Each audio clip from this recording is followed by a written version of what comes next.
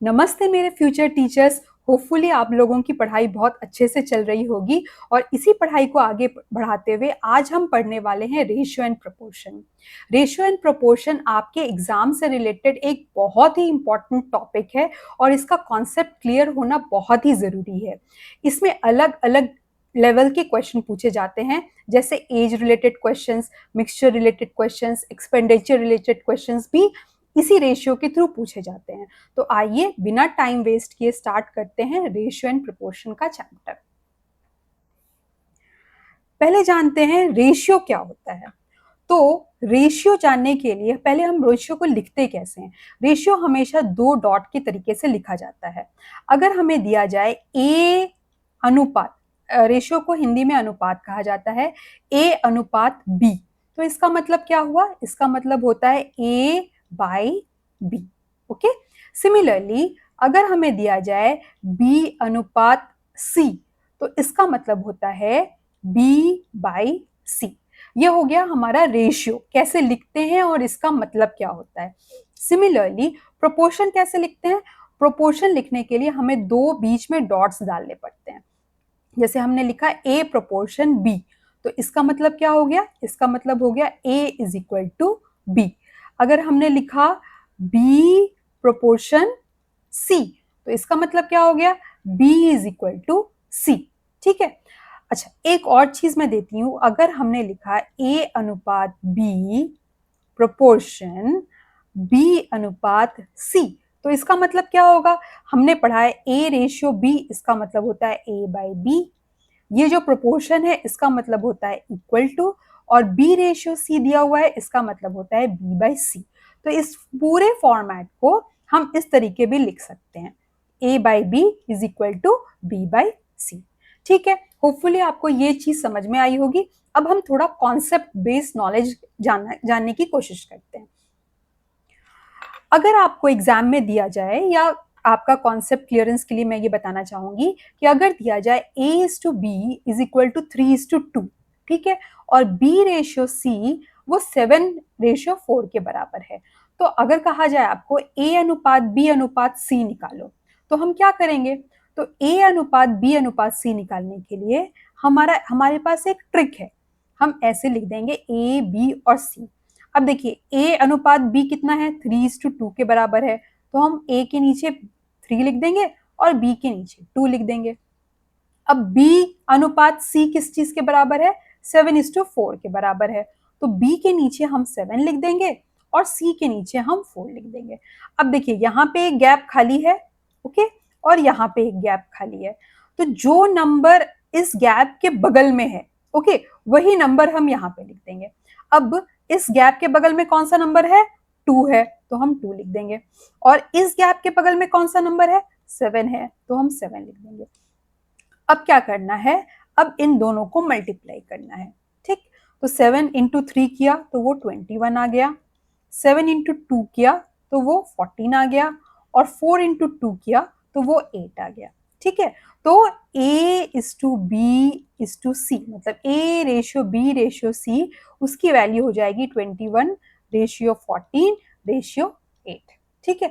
अगर ये कोई एक नंबर से कटता तो हम इन तीनों को एक नंबर से काट सकते थे और सिंप्लीफाइड फॉर्म में इसको लिख सकते थे। ठीक है, आई थिंक आपको ये समझ में आया होगा। अच्छा, ये तो था सिंपल कॉन्सेप्ट जहां पे ये ए रेशियो बी 3:2 लिखा हुआ था। अगर यही चीज फ्रैक्शन में लिखी रहे तो हमें कुछ नहीं करना है। जैसे ये क्वेश्चन दिया हुआ है ए रेशियो बी वो 1/2 रेशियो 1/3 के बराबर है, बी रेशियो सी ये 1/4 रेशियो 1/5 के बराबर है। तो पहले तो हम निकालेंगे A ratio B ratio C कितना होगा। तो उससे पहले निकालने के लिए ए रेशियो बी निकालना पड़ेगा हमें, क्योंकि फ्रैक्शंस तो हम नहीं मल्टीप्लाई कर पाएंगे इस तरीके से इस फॉर्मेट में, तो हम इसको क्रॉस मल्टीप्लीकेशन करते हैं। हमें कुछ नहीं करना रहता, हमें क्रॉस मल्टीप्लीकेशन करना रहता है। ठीक है, तो ए रेशियो बी कितना आ जाएगा? क्रॉस मल्टीप्लाई किया तो ये 3:2 हो जाएगा, और बी रेशियो सी कितना आ जाएगा? बी रेशियो सी हो जाएगा 5:4। ओके, अब हम उसी फॉर्मूला के साथ ए अनुपात बी अनुपात सी निकालेंगे। ए की जगह पे 3 रख दिया हमने, बी की जगह पे हमने 2 रख दिया। यहाँ पे बी की जगह पे, यहाँ पे ये एक जगह खाली है, यहाँ बी की जगह पे हमने 4 रख दिया और यहाँ सी की जगह 5 रख दिया और सी की जगह पे 4 रख दिया, यहाँ पे एक जगह खाली है। तो हमने क्या पढ़ा था कि जो भी नंबर बगल में है वो नंबर यहाँ पे लिख देना है। तो 2 के बगल में मैंने 2 लिख दिया और यहाँ पे इस जगह की जगह के बगल में 5 है, तो यहाँ हमने 5 लिख दिया। फिर इसको मल्टीप्लाई करना है हमें, तो 5 3 ज़ा 15, 5 2 ज़ा 10, 4 2 ज़ा 8। तो A is to B is to C का रेशियो कितना हो गया? A is to B is to C का रेशियो हो गया हमारा 15 इज टू 10 इज टू 8। ठीक है, लेकिन हमसे क्वेश्चन क्या पूछा है?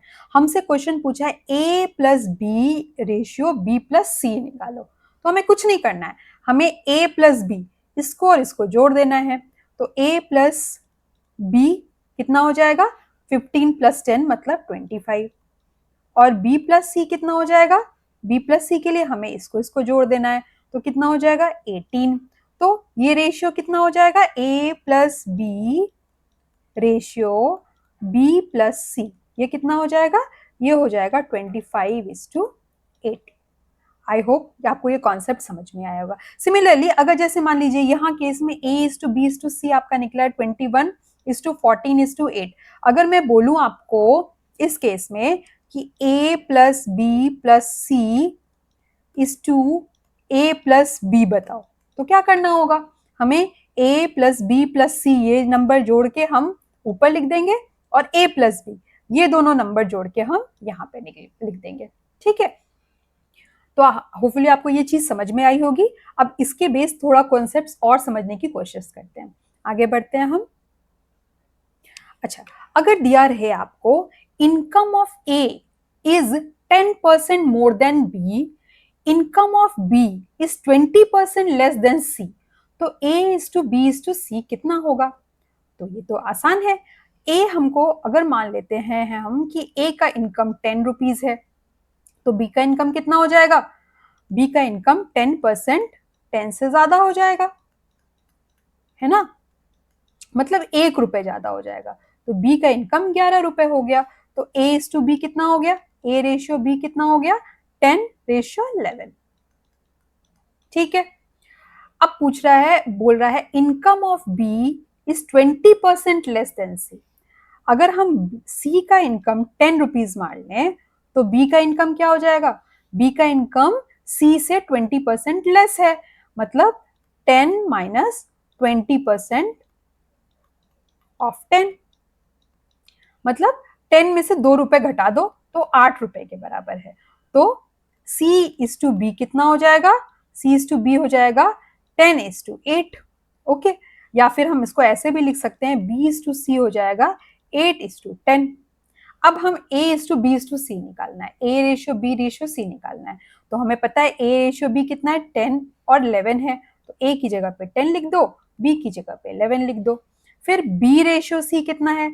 ये हमें पता है 8:10 है, तो बी की जगह पे 8 लिख दिया, सी की जगह पे हमने 10 लिख दिया। अब एज यूजुअल जो मल्टीप्लाई करने का फॉर्मूला है, पहले यही नंबर जो बगल में था उसको यहाँ पे लिखेंगे, वो 11 हो जाएगा, और ये जो नंबर यहाँ पे है इसको हम यहाँ पे लिखेंगे, ये 8 हो जाएगा, और इसको मल्टीप्लाई कर देंगे। 10 8 ज़ा 80, 11 8 ज़ा 88 और 10 इंटू 11 110। अब देखिए इसको सिंप्लीफाई भी हम कर सकते हैं, इसको हम 2 से काटेंगे, 2 4 ज़ा 8, ये काटेंगे 44 हो जाएगा, 2 5 ज़ा 10 और 2 5 ज़ा 10। तो हमारा आंसर कितना आ जाएगा? A is to B is to C कितना आ जाएगा? 40 रेशियो 44 रेशियो 55। ठीक है, आई थिंक आपको ये कॉन्सेप्ट समझ में आया होगा। एक और कॉन्सेप्ट जानते हैं, उसके बाद फिर हम स्टार्ट करेंगे प्रीवियस ईयर क्वेश्चंस, ताकि आपका कॉन्सेप्ट और क्लियर हो। ये एक चीज जो है ये बहुत इंपॉर्टेंट है, इसको आप वेरी वेरी इंपॉर्टेंट मार्क कर दीजिएगा। जब शेयर वाले क्वेश्चंस आते हैं, जब आपसे पूछा जाए कि किसी का शेयर कितना है, ठीक है, तो उसमें हम उस केस में हम क्वेश्चंस कैसे सॉल्व करते हैं। जैसे यहाँ पे दिया हुआ है कि 10,500 बांटा गया है ए बी और सी में। ए का शेयर कितना है? ए का शेयर है 2/5 ऑफ बी एंड सी, मतलब ए का शेयर जो है वो 2/5 बी प्लस सी के शेयर के बराबर है। इसका मतलब ये हो गया, है ना। बी का शेयर कितना है? बी का शेयर है 1/2 किसके शेयर के बराबर में, ए प्लस सी के बराबर में। ठीक है, समझ में आया आपको? देखिए लिखा हुआ है ना, share A share is 2/5 of किसका, बी प्लस सी। तो यहाँ पे तो 2/5 इंटू बी प्लस सी है, ये पूरे चीज को अगर हम इधर ले आएंगे तो a by B plus C ये कितना हो जाएगा, ये 2/5 हो जाएगा। वही चीज मैंने यहाँ पे लिखी है। ओके, सिमिलरली b का शेयर आधा है a प्लस सी के, तो b और ac अगर हम लिखेंगे तो वो 1/2 आ जाएगा। ठीक, अब देखिए, अब अगर हम a प्लस बी प्लस सी करते हैं, यहाँ पे देखिए a प्लस बी प्लस सी अगर हम करते हैं तो कितना आएगा, 2 + 5 मतलब 7 के बराबर आएगा। लेकिन यहाँ पे कैसे, यहाँ a प्लस बी प्लस सी करते हैं तो यहाँ पे किस चीज के बराबर है, 1 + 2 मतलब 3 के बराबर ही आ रहा है। तो हम तो शेयर नहीं बना सकते, तो पहले हमको क्या करना पड़ेगा, पहले दोनों को बराबर करना पड़ेगा। क्यों? क्योंकि यहाँ पे a प्लस बी प्लस सी जो है वो 7 के बराबर है, और यहाँ पे जो a प्लस बी प्लस सी है वो 3 के बराबर है। तो पहले हम बराबर करेंगे। बराबर करने के लिए क्या करना पड़ेगा, इधर का जो है हमको 7 से मल्टीप्लाई करना पड़ेगा, और इधर का जो है वो हमें 3 से मल्टीप्लाई करना पड़ेगा, तो वो बराबर हो जाएगा, है ना। इधर 7 से मल्टीप्लाई करेंगे, इधर 3 से मल्टीप्लाई करेंगे तो वो बराबर हो जाएगा। तो हम करते हैं 2/5 को अगर हम 3 से मल्टीप्लाई करते हैं तो हमको दोनों ऊपर नीचे 3 से मल्टीप्लाई करना पड़ेगा, तो ये हो जाएगा a b प्लस सी, इसको 3 2 6 और 3 5 15। उसी तरीके से b a प्लस सी ये किस चीज के बराबर हो जाएगा, इसको 7 से हमें मल्टीप्लाई करना है, 7 7 2 14। अब देखिए a प्लस बी प्लस सी किस चीज के बराबर हो रहा है, 6 + 15 मतलब 21 के बराबर हो रहा है। b प्लस a प्लस सी किस चीज के बराबर हो रहा है, 7 + 14 मतलब 21 के बराबर हो रहा है। ओके, तो देखिए हमें इसमें a का शेयर मिल गया, a का शेयर कितना हो गया, a का शेयर 6 हो गया। b का शेयर मिल गया 7, b का शेयर हो गया 7। अब हमें किसका निकालना है, c का शेयर निकालना है। तो c का शेयर अगर हम यहाँ पे b का शेयर रखेंगे, क्यों, क्योंकि b plus C is equal to 15 हो रहा है ना, b प्लस सी 15 है। तो अगर हम यहाँ पे b की वैल्यू 7 रखेंगे तो c की वैल्यू कितनी आ जाएगी, 15 - 7 मतलब 8 आ जाएगी। ठीक, ये कैलकुलेशन हम तभी कर सकते हैं जब हमको ये पूरा सम बराबर मिल जाए। ओके, इसलिए मैंने इसको 7 से और इसको 3 से मल्टीप्लाई किया, तो अभी c की वैल्यू हमें 8 आ गई। अब a:b:c कितना हो जाएगा, a:b:c कितना हो जाएगा, वो हो जाएगा 6:7:8। ठीक है, होपफुली आपको ये कॉन्सेप्ट समझ में आया होगा। ठीक है, अब हम बढ़ते हैं आगे PYQs की तरफ और सॉल्व करते हैं कुछ क्वेश्चंस। पहला क्वेश्चन है, यदि x का 50% y के 30% के बराबर है तो x:y x रेशियो y क्या होगा। दिया हुआ है 50% ऑफ x, ये किस चीज के बराबर है, 30% ऑफ y के बराबर है। यही लिखा है ना, 50% ऑफ x y के 30% के बराबर है। अब हम इसको सॉल्व करेंगे, ये भी कट जाएगा, ये भी कट जाएगा, ये 0 से कट जाएगा, तो हमारा क्या आ गया, 5x = 3y आ गया। तो पूछ रहा है x:y कितना होगा। अगर हम y इधर ले आए, y को इधर की तरफ ले आए तो 5 इधर की तरफ डिवीजन में आ जाएगा, तो x डिवाइडेड बाई y ये हो जाएगा 3 डिवाइडेड बाई 5, बराबर है। y इधर आ गया तो 5 इधर आ गया, मतलब x रेशियो y ये किस चीज के बराबर हो जाएगा, ये 3:5 के बराबर हो जाएगा। ठीक है, तो हमारा आंसर क्या हो जाएगा, B 3:5। ये बहुत ही बेसिक क्वेश्चन था, है ना। थोड़ा आगे बढ़ते हैं। अभी देखिए ये क्वेश्चन आ गया, A:B 2:3 के बराबर है, B:C 3:7 के बराबर है। तो पूछ रहा है A+B ratio B+C ratio C+A किस चीज के बराबर है ना। तो हमें यहाँ डायरेक्ट ऐड नहीं करना है, पहले हमें क्या करना है, पहले हमें A:B:C निकालना है। तो हमने पढ़ा था A:B:C निकालने का फॉर्मूला क्या होता है, क्या ट्रिक क्या होती है, A:B के नीचे हम a की वैल्यू 2 है तो यहाँ 2 लिख देंगे, और b की वैल्यू 3 है तो यहाँ 3 लिख देंगे। B:C तो b की वैल्यू यहाँ पे 3 है और c की वैल्यू यहाँ पे 7 है। अब जो भी नंबर बगल में है उसको हम यहाँ पे लिख देंगे, यहाँ 3 के बगल में 3 है तो यहाँ 3 लिखा जाएगा। ओके, अब हम इसको मल्टीप्लाई कर देंगे तो ये हो जाएगा 3 2 6, ये हो जाएगा 3 3 9, ये हो जाएगा 7 3 21। ठीक है, अब ये नंबर कटेगा, है ना, ये सारे एक ही टेबल में कटेंगे। किससे कटेंगे? 3 से कटेंगे। तो 3 2 6, 3 3 9 और 3 7 27। तो हमें A:B रेशियो C कितना आ गया? 2:3:7। अब हमें निकालना क्या है? A plus B. A plus B कितना हो जाएगा? 2 प्लस 3 मतलब 5। B प्लस C कितना हो जाएगा? B प्लस C हो जाएगा 7 प्लस 3 मतलब 10। C प्लस ए कितना हो जाएगा? मतलब C प्लस ये जोड़ना है 7 प्लस 2 9। तो हमारा आंसर क्या आ जाएगा? 5:10:9। कौन सा आंसर हो जाएगा हमारा? बी। ठीक है, आगे बढ़ते हैं जी। भी देखिए, ये क्वेश्चन पूछा है, यदि 2a is equal to 3b is equal to 4c तो A:B:C क्या होगा? ठीक, अब इस क्वेश्चन को सॉल्व कर, बहुत बार जो स्टूडेंट्स हैं वो गलत कर देते हैं और A को 2 मान लेते हैं, B को 3 मान लेते हैं और C को 4 मान लेते हैं और इसका आंसर बोल देते हैं कि उसका जो रेशियो होगा वो 2:3:4 होगा। पर ये बिल्कुल गलत है ना, हमें ऐसे नहीं करना है। ठीक, इसका कॉन्सेप्ट होता है, कभी भी इसको ऐसे सॉल्व नहीं करना है। मैं इसको आपको कॉन्सेप्ट वाइज बताती हूँ। पहले हम क्या करेंगे, 2, 3 और 4 का एलसीएम लेंगे। ओके, 2, 3, 4 का एलसीएम लेंगे तो क्या आएगा?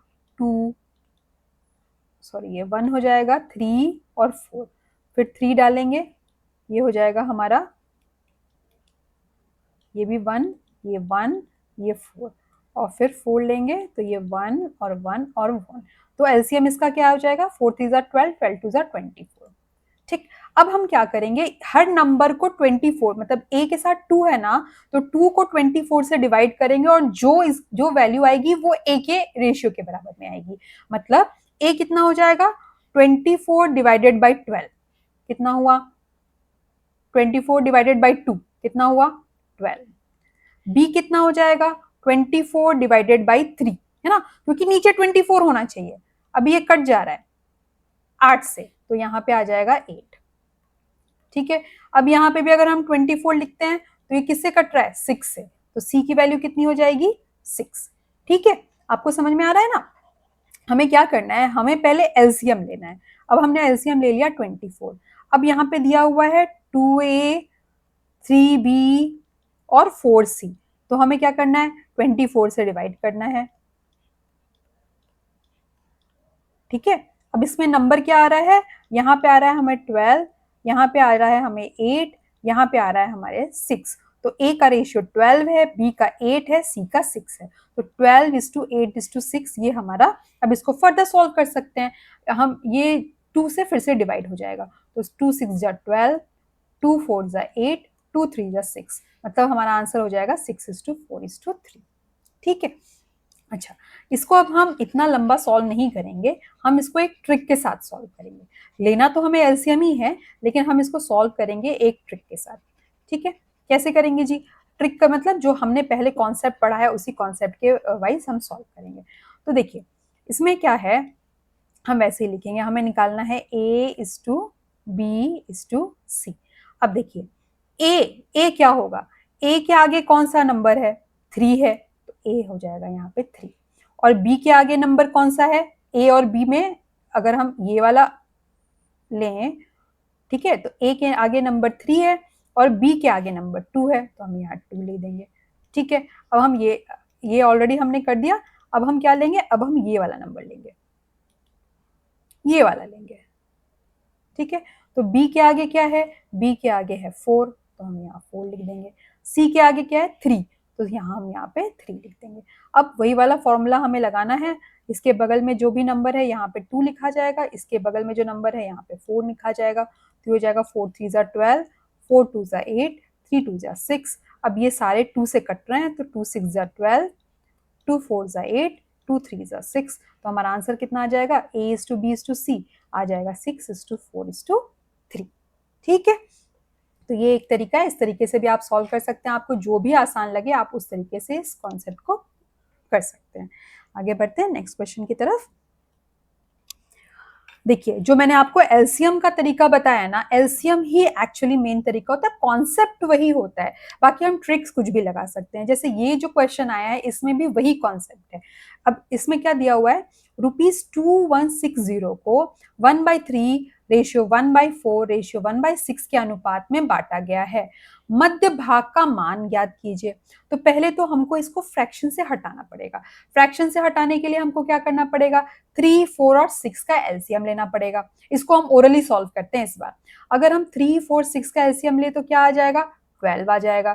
तो 3 को अगर हम 12 से डिवाइड करेंगे तो पहला पार्ट आ जाएगा हमारा 4, दूसरा पार्ट 4 3 जा 12 मतलब 3, और तीसरा पार्ट क्या आ जाएगा 6 2 जा 12। ठीक है, आपको समझ में आ रहा है। पहले हमको क्या करना है, 3, 4, 6 का एलसीएम लेना है। 3, 4, 6 का एलसीएम लिया तो क्या होता है, एलसीएम लेते हैं हम 3, 4, 6, तो पहले 2 से जाएगा, तो 2 2 जा 4, 2 3 जा 6, 3 से जाएगा 1 2 और 1, 2 से जाएगा 1 1 और 1, मतलब ये एलसीएम हो गया हमारा। 2 2 जा 4 और 4 3 जा 12, हमारा एलसीएम हो गया 12। अब हमको पहला 12 को 3 से डिवाइड किया तो कितना आएगा, 4 आएगा। फिर यहाँ पे भी 12 को 4 से डिवाइड किया तो कितना आएगा, 3 आएगा। फिर हमें 12 को 6 से डिवाइड किया तो कितना आएगा, 2 आएगा। ठीक है, तो हमारा यहाँ पे हमें मिल गया रेशियो 4 रेशियो 3 रेशियो 2। अब हमें मिडिल पार्ट की वैल्यू पूछिए। तो कभी भी हमें मिडिल पार्ट की वैल्यू पूछे तो हमें क्या करना है, हमें पूछ रहा है 3 की वैल्यू कितनी है। तो अभी 2160 जो है वो टोटल वैल्यू है।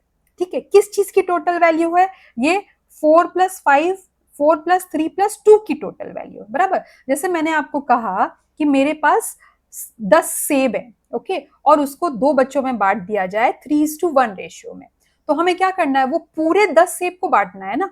तो उसी तरीके से हम यहाँ 2160 अमाउंट को 4:3:2 रेशियो में बांट रहे हैं। मतलब बेसिकली हम 2160 जो रुपीज है उसके कितने हिस्से कर रहे हैं, 4 3 7 2 9 हिस्से कर रहे हैं, है ना। तो जो 9 हिस्सा है वो 2160 के बराबर है, बराबर। तो अब हमसे पूछ रहा है कि मिडिल पार्ट कितने के बराबर होगा, मतलब 3 हिस्सा किस चीज के बराबर होगा। तो एक हिस्सा होगा 2160/9 के बराबर। तो 3 हिस्सा किस चीज के बराबर होगा, 21609 इंटू 3 के बराबर हो जाएगा। 3 3 जा 9 और ये 3 7 जा 21, 3 2 जा 6, मतलब 720 रुपए के बराबर होगा। ठीक है, आपको समझ में आ रहा होगा ये। ठीक है, मैंने अभी एलसीएम और एचसीएफ के भी वीडियोस बनाए हुए हैं नंबर सिस्टम में। अगर आपको एचसीएफ और एलसीएम में कुछ भी इशू आ रही है तो आप प्लीज वो वीडियो को जाके देखिए, आपका कॉन्सेप्ट क्लियर होगा। मैंने पीवाईक्यूज भी करवाए हैं, तो आपका प्रीवियस जो क्वेश्चंस आता है वो भी पता चलेगा कि आपको कैसे क्वेश्चंस आते हैं। तो और अगर आपको वीडियो पसंद आ रहा है तो प्लीज वीडियो को लाइक कीजिए और चैनल को सब्सक्राइब कीजिए, ताकि ऐसे वीडियोस की नोटिफिकेशंस आपको मिलती रहें। और आपके फ्रेंड सर्कल में भी इसको सर्कुलेट कीजिए और शेयर कीजिए, ताकि उनको भी ऐसे कंटेंट मिलते रहें। बढ़ते हैं नेक्स्ट क्वेश्चन की तरफ। नेक्स्ट क्वेश्चन है, 1710 की राशि ए बी तथा सी के बीच इस प्रकार बांटा गया है कि ए का 4 गुना, बी का 6 गुना तथा सी के 9 गुने के बराबर है। तो ए और सी के भागों का अंतर ज्ञात कीजिए। देखिए, मैंने जो ये रेशियो और प्रोपोर्शन के पूरे कंटेंट बनाए हैं, ये मैंने बहुत ही बेसिक लेवल से स्टार्ट करते हुए हाई लेवल पे लेके गई हूँ मैं। तो जैसे आप सॉल्व करेंगे आपको खुद लगेगा कि आपका लेवल इंक्रीज कर रहा है। तो इस प्लीज वीडियो को स्किप मत कीजिएगा, अंत तक कीजिएगा, ताकि आपका कॉन्सेप्ट बहुत अच्छे से क्लियर हो जाए। और एग्जाम में इससे ज्यादा कुछ भी नहीं आता है, यही कॉन्सेप्ट आते हैं। अगर आपके कॉन्सेप्ट क्लियर होंगे तो आप आराम से सॉल्व कर सकते हैं। तो बढ़ते हैं इस क्वेश्चन की तरफ। इसमें लिखा हुआ है कि 4 ऑफ ए, 4 गुना ऑफ ए 6 गुना ऑफ बी, है ना, और 9 गुना ऑफ सी के बराबर है। तो हमने ऐसे क्वेश्चंस किए हैं, है ना। तो पहले हमें क्या निकालना पड़ेगा, हमें ए रेशियो बी, ए अनुपात बी अनुपात सी निकालना पड़ेगा। ए की वैल्यू क्या है, ए और बी अगर हम ये चीज देखें तो ए के आगे 6 लिखा हुआ है और बी के आगे 4 लिखा हुआ है ना। फिर हम ये दोनों लेते हैं, अगर हम ये दोनों लेते हैं तो बी के आगे 9 लिखा हुआ है और सी के आगे 6 लिखा हुआ है। ठीक, अब हमें इसे सॉल्व करना है। तो यहाँ पे गैप है, यहाँ पे क्या लिखाएगा, जो नंबर इसके बगल में होगा वो लिखाएगा, यहाँ पे भी जो नंबर इसके बगल में होगा वो लिखाएगा। अब 9 6 जा कितना हो गया, 54 हो गया, 9 4 जा 36 हो गया, 6 4 जा 24 हो गया। अगर हम इसको काटेंगे, एक ही नंबर से हमें काटना पड़ेगा, तो ये 6 से कट जाएगा, 6 9 जा 54, 6 6 जा 36, 6 4 जा 24। तो हमें A:B:C का रेशियो कितना आ गया, 9:6:4। ओके, अब देखिए वही चीज, ये 1710 रुपए हमें बांटने हैं, तो ये कितना हो गया, 6 4 10 9 19। जो 19 रुपए हैं वो टोटल कितने के बराबर हैं, वो हैं 1710 के बराबर, है ना। 19 रुपए 1710 के बराबर है, क्योंकि 1710 ही हम ने 9 + 6 + 4 भागों में बांट रहे हैं, है ना। तो हर एक जो टोटल 19 होगा, 19 भाग जो होगा वो 1710 का, 1710 रुपए 19 भागों में बटे हुए हैं, तो 19 भाग 1710 के बराबर है। एक भाग कितने के बराबर होगा, वो 1710 बटा 19 के बराबर होगा। अब पूछ रहा है ए और सी के भागों का अंतर क्या है, तो ए क्या है, ए 9 है, सी क्या है, सी 4 है ना। तो ए और सी का भाग का डिफरेंस क्या हो जाएगा, 9 - 4 मतलब 5। तो 5 जो भाग है वो कितने के बराबर होगा, वो 1710 बटे 19 इंटू 5 के बराबर होगा। तो हम इसको सॉल्व कर देते हैं, 90 मतलब 450 रुपए, है ना। तो ए और सी के जो भागों का अंतर होगा वो आएगा हमारा 450। होपफुली आपको ये समझ में आया होगा। आगे बढ़ते हैं। अब ये नेक्स्ट क्वेश्चन, धन राशि को ए बी सी तथा डी के बीच 5:2:4:3 अनुपात में बांटा गया है। यदि सी को डी से 1000 रुपए अधिक मिले हैं तो बी का भाग कितना है, ये आप ओरली सॉल्व कर सकते हो। इसमें क्या है, सी तथा डी, सी को डी से कितना ज्यादा मिला है, 1000 मिला है। सी और डी का डिफरेंस कितना हो रहा है, 1, मतलब एक जो डिफरेंस है वो किस चीज के बराबर है, 1000 के बराबर है। ठीक, अब पूछ रहा है तो बी का भाग कितना हुआ, बी का भाग कितना है, 2 है, तो 2 कितने के बराबर होगा, 2 होगा हमारा 2000 के बराबर, है ना। आपको समझ में आया ना। ये देखिए इसमें लिखा हुआ है कि सी को डी से 1000 ज्यादा मिले, सी को डी से 1000 ज्यादा मिलने के लिए हम क्या करेंगे, सी माइनस डी करेंगे, है ना। तो सी माइनस डी क्या, 4 - 3, तो 4 - 3 कितना होता है, 1। वो जो 1 है वो 1000 के बराबर है ना। एक भाग जो है वो 1000 के बराबर है। तो बी का भाग कितना है, बी का भाग 2 है, तो 2 भाग कितने के बराबर हो जाएगा, 2000 के बराबर हो जाएगा। तो इसका आंसर हो गया 2000। ठीक है, तो क्वेश्चन इजी आते हैं, सिर्फ थोड़ा सा आपको ट्रिक के साथ करना है। आगे बढ़ते हैं। इसमें लिखा हुआ है ए बी तथा सी के वेतन 2:3:5 के अनुपात में है। यदि सी का वेतन ए के वेतन से 1200 अधिक है तो बी का वार्षिक वेतन ज्ञात कीजिए। देखिए यहाँ पे ए बी सी का मंथली सैलरी दिया हुआ है, ठीक है, ये जो है ये मंथली सैलरी है, मंथली रेशियो है। यहाँ पे वार्षिक वेतन पूछ रहा है, एनुअल सैलरी पूछ रहा है। ठीक, तो ये भी हम पिछले तरीके के क्वेश्चन से सॉल्व करेंगे। बोल रहा है ए सी का वेतन ए से 1200 अधिक है, सी का वेतन ए से कितना अधिक है, 3 भाग अधिक है। 5 - 2 कर दिया हमने, तो 3 भाग अधिक है, तो 3 भाग जो है वो कितने के बराबर हो रहा है, 12000 के बराबर हो रहा है। तो एक भाग कितने के बराबर होगा, 12000 डिवाइडेड बाई 3 के बराबर होगा। अब पूछ रहा है बी का वार्षिक वेतन कितना है, तो 3 भाग फिर कितने के बराबर हो जाएगा, 3 भाग जो होगा हमारा 12000 इंटू 3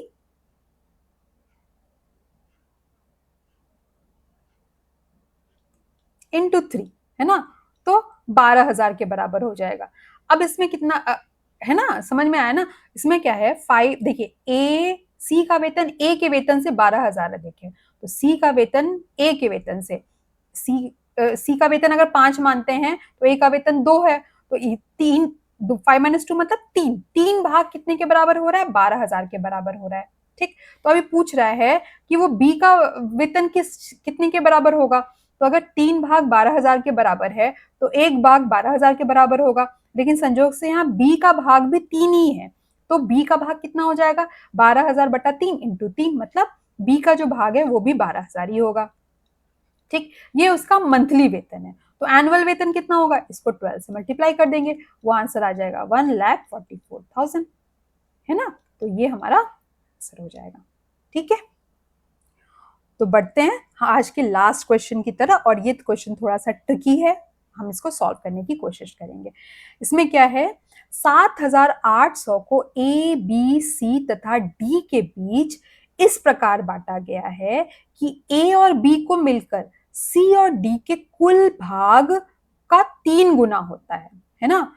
तो ए और बी को मिलकर सी और डी का कुल भाग का 3 गुना होता है ना। मतलब ए और बी का मिला हुआ वेतन जो है वो सी और डी के 3 गुना के बराबर होता है। यदि बी को सी के भाग का 4 गुना मिलता है, अच्छा बी को, ये जो बी गेट्स 4 टाइम्स ऑफ सी, तो बी बाई सी 4/1 हो जाएगा, ठीक। तथा सी को डी के भाग का कितना मिलता है, 1 होल 1/2। इसको 1 होल 1/2 को कैसे करते हैं, नीचे में 2 लिखेंगे और ऊपर में कितना आएगा, 2 एकम 2 प्लस 1 मतलब 3/2 हो जाएगा। अब इसमें पूछ रहा है ए का भाग निकालना है। ए का भाग कैसे निकालेंगे, अब हमको यहाँ पे B+B/C पता है और C/D पता है, तो हम B/C/D निकाल सकते हैं, है ना। हमारा फॉर्मूला लगा के कैसे निकालेंगे, यहाँ पे 4 लिखाएगा, यहाँ 1 लिखाएगा, यहाँ पे 3 लिखाएगा, यहाँ पे 2 लिखाएगा, जो नंबर बगल में होगा वो हम लिख देंगे, यहाँ 1 आएगा, यहाँ पे क्या आएगा, 3 आएगा, ठीक है। अब इसको मल्टीप्लाई करेंगे, ये हो जाएगा 12, 3 और 2, ठीक। तो ये रेशियो है 12:3:2। अब देखो यहाँ पे हमें C की वैल्यू पता चल गई, C 3 है, D कितना है, D 2 है, C प्लस D कितना है, 5 के बराबर है। यहाँ पे 3 + 2 मतलब 5 के बराबर है, तो यहाँ पे भी C प्लस D 5 के बराबर होना चाहिए, प्लस यहाँ पे, लेकिन यहाँ पे C प्लस D किसके बराबर है, 1 के बराबर है, तो हम इसको 5 के बराबर करेंगे। 5 के बराबर करने के लिए क्या करना पड़ेगा हमको, यहाँ पे भी 5 से मल्टीप्लाई करना पड़ेगा। अगर हम नीचे मल्टीप्लाई करते हैं 5 से, तो हमको ऊपर भी 5 से मल्टीप्लाई करना पड़ेगा, ठीक है। तो ये जो वैल्यू आ जाएगी, ये हमारी आ जाएगी 15/5। अब देखो, अब हमको A/B/C/D सब पता चल गया, A/B/C/D पता चल गया, क्योंकि हमने इसको सेम किया। देखो B हो गया हमारा 12, C हो गया हमारा 3, D हो गया हमारा 2। A कितना हो जाएगा, A + B 15 के बराबर है और B 12 के बराबर है, तो A कितना हो जाएगा, 15 - 12 मतलब 3 हो जाएगा। अब निकालना क्या है, हमने शेयर ऑफ A निकालना है। शेयर ऑफ A निकालने के लिए हम क्या करेंगे बताइए, तो इसमें A की वैल्यू कितने के बराबर होगी, पहले हम क्या करेंगे, टोटल निकाल लेंगे, टोटल कितने पार्ट्स में ये डिवाइड हुआ है, तो 12 + 3 15 + 2 17 + 3 20, मतलब जो 20 पार्ट्स है वो कितने के बराबर है, वो 7800 के बराबर है। तो 1 पार्ट कितने के बराबर हो जाएगा, 7800/20 पार्ट्स के बराबर हो जाएगा। और हमें किसका शेयर निकालना है, हमें A का भाग निकालना है, और इसमें A का भाग कितना है, A का पार्ट कितना है, 3 पार्ट है, तो 3 पार्ट कितने के बराबर हो जाएगा, 7800 डिवाइडेड बाई 20 इंटू 3। अब हम इसको सॉल्व करेंगे, 2 3 6, 2 9 18, 0। 390 को 3 से मल्टीप्लाई करेंगे तो कितना आ जाएगा, 9 3 27 और कैरी 2, 3 3 9 10 11, 1170, ठीक है। तो 1170 हमारा आंसर हो जाएगा। तो हमें क्या करना है, हमें पहले B/C/D मतलब B, C और D का रेशियो निकालना है।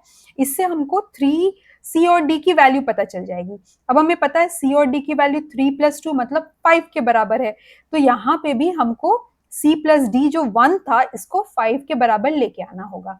एक बार C + D ये 5 के बराबर आ गया तो A + B की भी वैल्यू आ गई, और चूंकि हमें B की वैल्यू पता है हम A की वैल्यू निकाल सकते हैं, ठीक है। तो ऐसे हम इस क्वेश्चन को सॉल्व करेंगे। होप आपको ये वीडियो पसंद आया होगा। अगर आपको ये वीडियो पसंद आया तो प्लीज़ वीडियो को लाइक कीजिए और चैनल को सब्सक्राइब कीजिए, ताकि मैं ऐसे ही नए वीडियोस के साथ आपको नई नई चीज़ें सिखाती रहूं। और फिर मिलते हैं हम नेक्स्ट वीडियो में, तब तक के लिए नमस्कार।